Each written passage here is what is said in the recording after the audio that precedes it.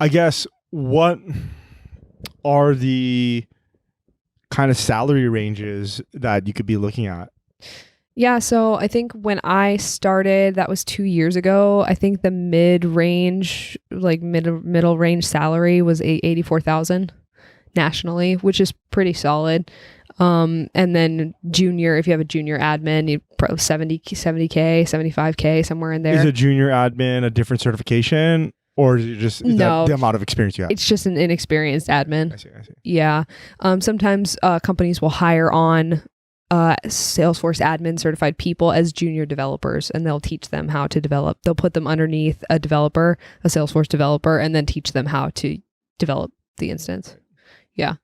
So on the top side, as far as a Salesforce admin, a good experienced admin, 110, 120, somewhere in there. Yeah, it's a good job. Huh. It's a good job.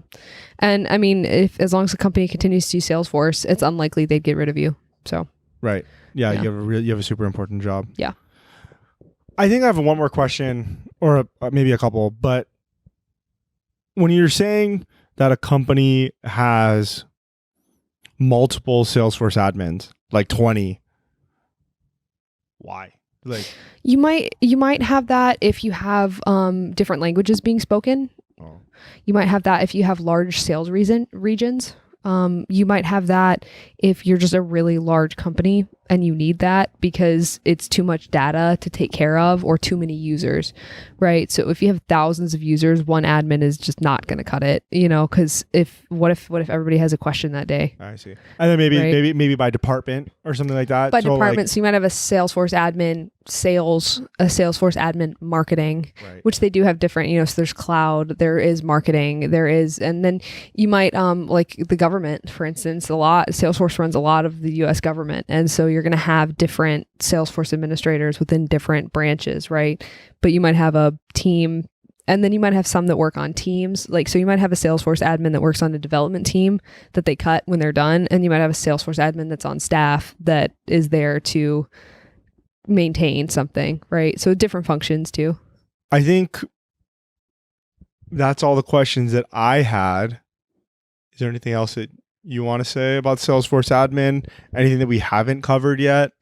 We've been over salary range, inexperienced, experienced, in order to get it. Well, that can be, I think we're going to do another episode on that. Yeah. Is how to become a Salesforce admin. Mm-hmm. And then we're going to list all the resources that you use in order to do it. Mm-hmm. But yeah, is there anything else that you wanted to say about this? I think probably the most important thing would be to speak to who I think is probably a good candidate to learn something like this. And that's going to be anybody with customer service experience. If you worked at a call center, if you've been in the service industry, you are prime. You have the skills that you need to do this, because you can speak to people. And that's really the biggest thing. As long as you can speak to management, as long as you can clearly communicate with people, understand what their issues are, and then solve their issues or help them to figure out how to solve their issue, you're golden, pony boy. That's it.